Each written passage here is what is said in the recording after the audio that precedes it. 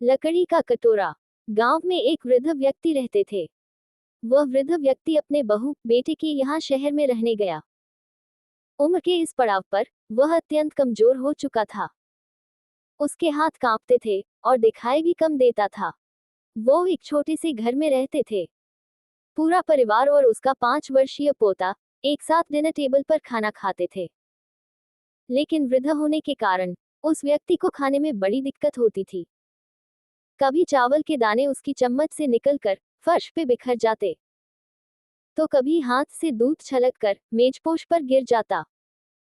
बहू बेटे 1-2 हफ्ते तक ये सब सहन करते रहे, पर अब उन्हें अपने पिता की इस काम से चिढ़ होने लगी। बेटे ने कहा, हमें इनका कुछ करना पड़ेगा। बहू ने भी हाँ में हाँ मिलाई और बोली, आखिर कब तक हम इनकी वजह से अपने खाने का मजा किरकिरा करेंगे, और हम इस तरह चीजों का नुकसान होते हुए भी नहीं देख सकते। अगले दिन जब खाने का वक्त हुआ, तो बेटे ने एक पुरानी मेज को कमरे के एक कोने में लगा दिया। अब बूढ़े पिता को वही अकेले बैठकर अपना भोजन करना था।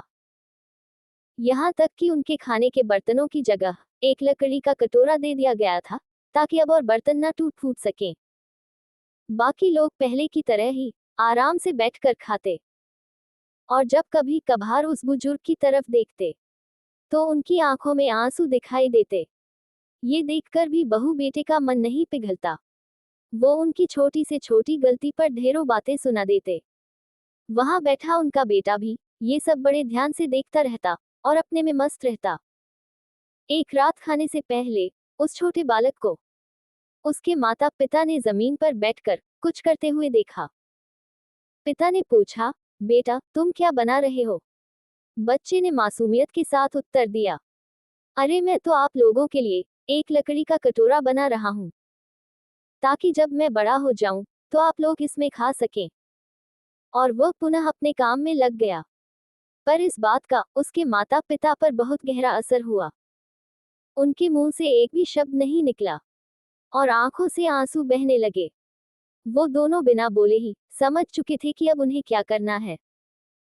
उस रात वो अपने बूढ़े पिता को वापस डिनर टेबल पर ले आए, और फिर कभी उनके साथ अभद्र व्यवहार नहीं किया। दोस्तों, बुढ़ापा भी हमारी बचपन की तरह ही होती है। अपने माँ बाप से अभद्र व्यवहार करने से पहले वो दिन जरूर याद कर लेना जो हम बचपन में करते थे। आज वो हमारे बुजुर्ग करते हैं। जो सहारा उन्होंने हमें बचपन में दिया, वही सहारे की जरूरत उन्हें वृद्ध अवस्था में होती है। कृपया अपने माँ बाप का सहारा बने।